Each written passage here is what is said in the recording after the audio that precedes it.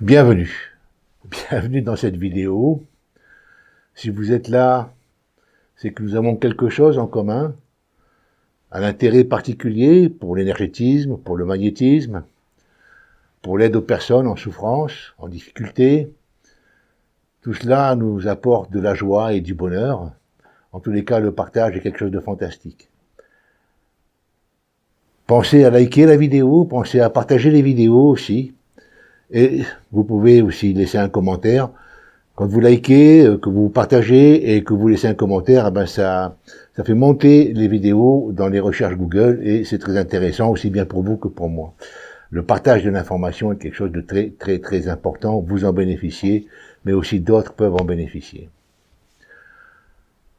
Si vous voulez aider la chaîne, vous pouvez aussi effectuer un don. Vous avez dans la description un lien pour faire un don via PayPal. Aujourd'hui, je vais vous parler de la technique de la petite boule qui suit la vidéo précédente dans laquelle je vous avais parlé de l'esprit intuitif et de la technique de la vrille que M. Bataille enseignait dans le cadre du biomagnétisme et de l'endobiologie.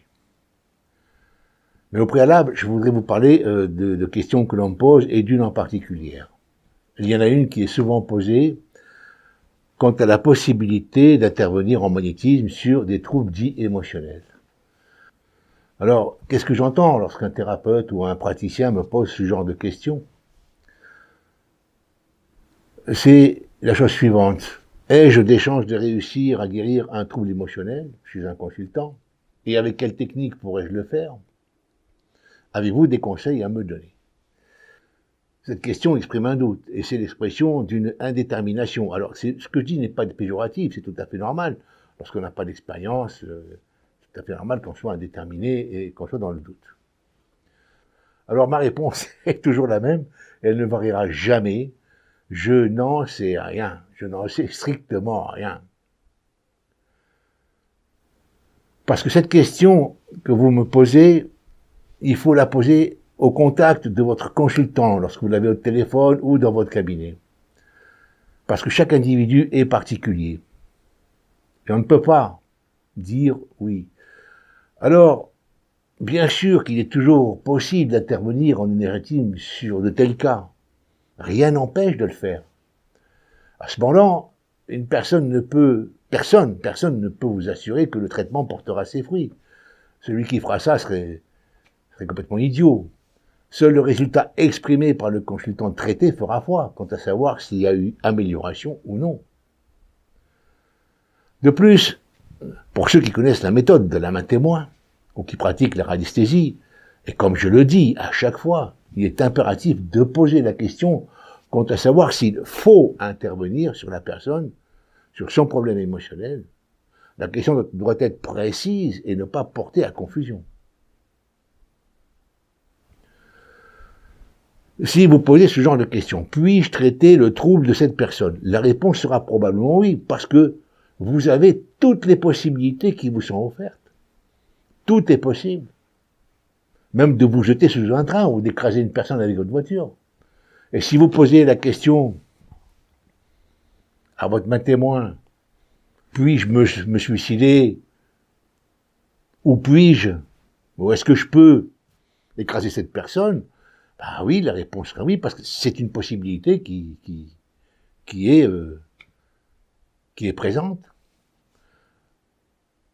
Cependant, si vous posez la question en termes suivants, dois-je me suicider en me jetant sous ce train, ou dois-je écraser cette personne? La réponse ne peut être que non. Puis-je le faire? Oui. Dois-je le faire? Non. J'espère que vous saisissez la différence. Alors, si vous obtenez une réponse oui à une de ces questions préalables, puis-je le faire? Précipitez-vous tout de suite chez un psychiatre pour vous faire écaler avant de faire une bêtise.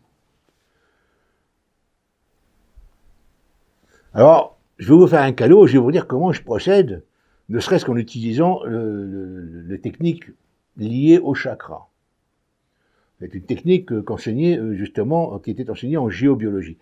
en endobiologie et en biomagnétisme. Surtout en biomagnétisme, parce qu'en endobiologie, M. Bataille avait arrêté de l'enseigner. Alors comment je le sais? Parce qu'on m'a donné ces techniques, j'ai rien demandé, elles sont arrivées sur ma table. Je pense qu'elles ne sont pas arrivées là par hasard et qu'il faut en faire quelque chose.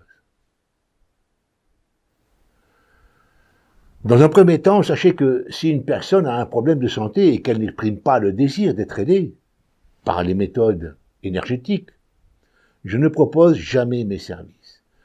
Je ne m'avance jamais. Bref, je ne m'impose pas comme le sauveur des personnes en souffrance ou en maladie. Selon ma vision, ce serait une ingérence que je n'accepterais pas si une personne avait un comportement invasif de ce genre envers moi. Parce que j'estime que les individus sont responsables. Je pense qu'ils savent prendre leurs décisions sans être sollicités de manière invasive. De plus, ces personnes ont peut-être besoin de leurs problèmes pour comprendre quelque chose dans leur vie, ou pour évoluer dans un comportement, ou dans une situation. Dans ce cas, vous iriez à l'encontre de son intérêt, de ses intérêts.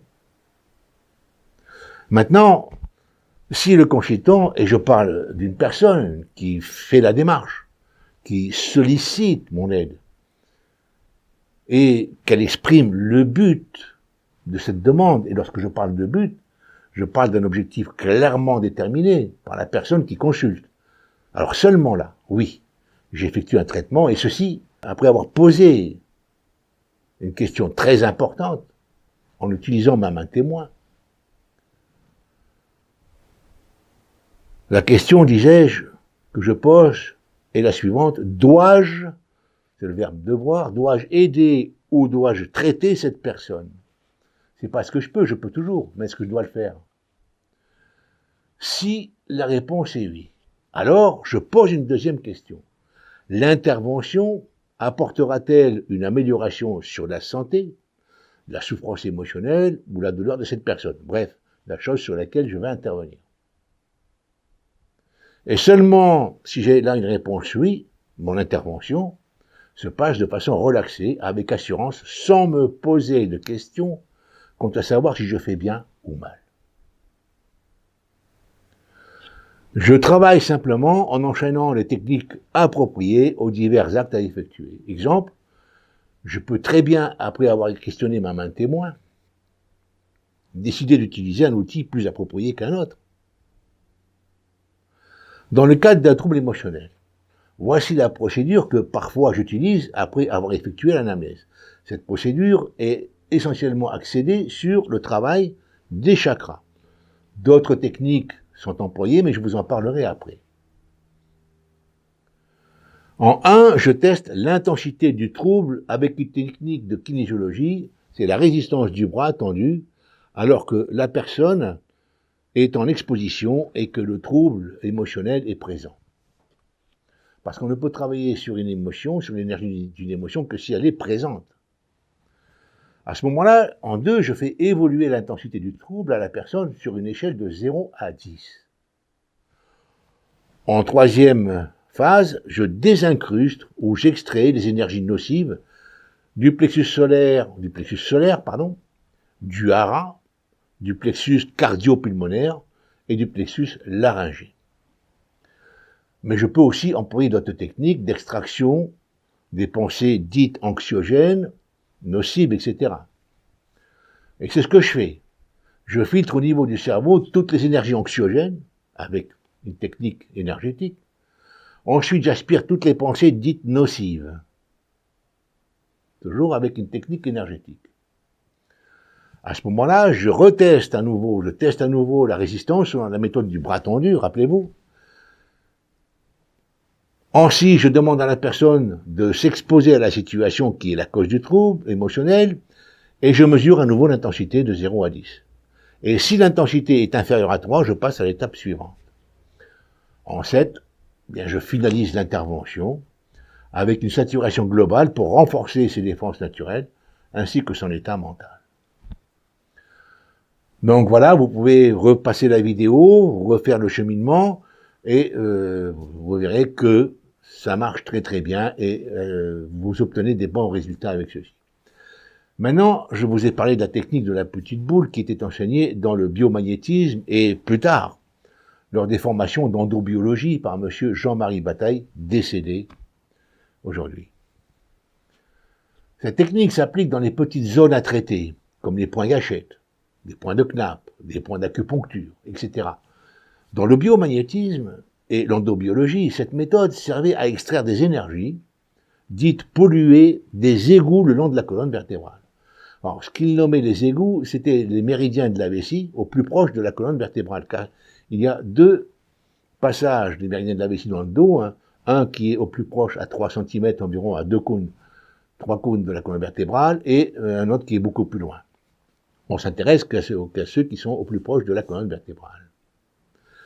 Et l'intervention se fait sur chaque point d'acupuncture de ce méridien,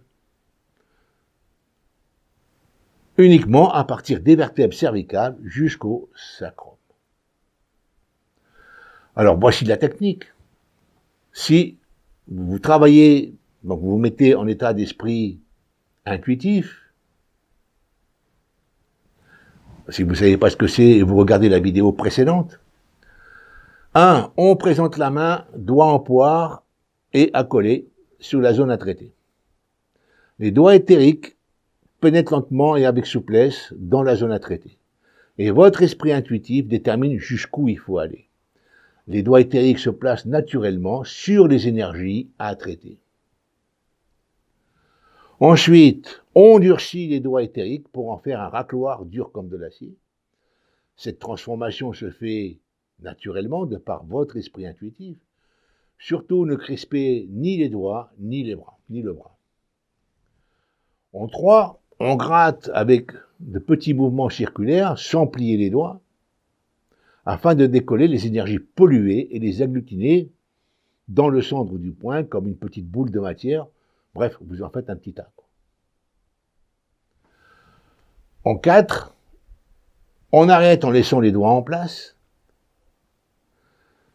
Les doigts éthériques reprennent leur souplesse naturelle afin de saisir la petite boule d'énergie agglutinée en petits tas.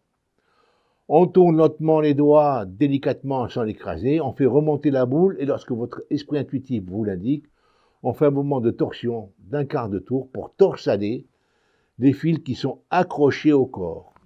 Et on répète cette manœuvre 2 à 3 fois.